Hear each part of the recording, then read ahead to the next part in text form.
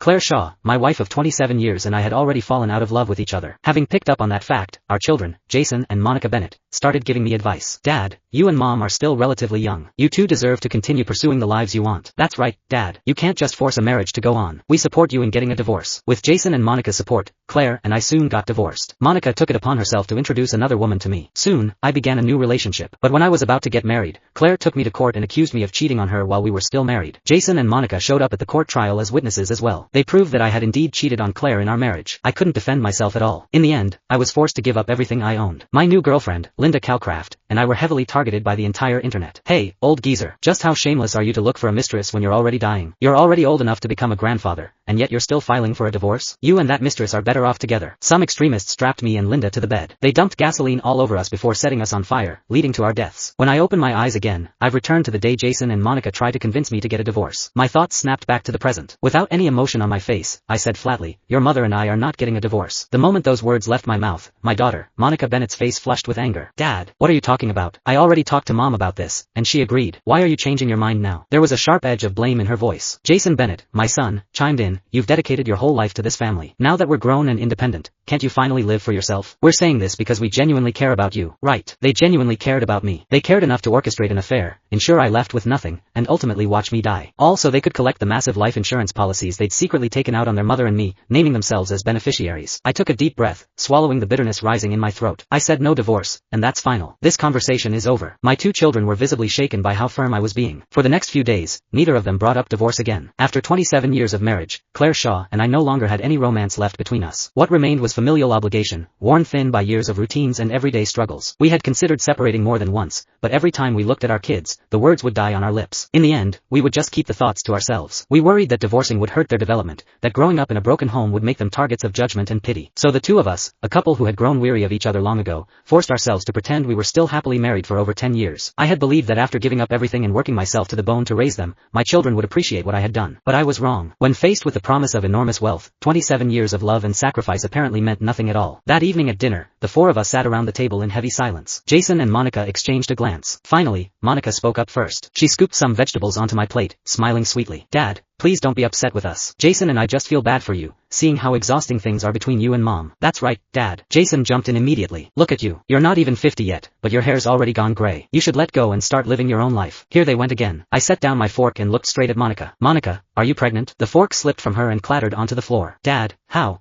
did you know?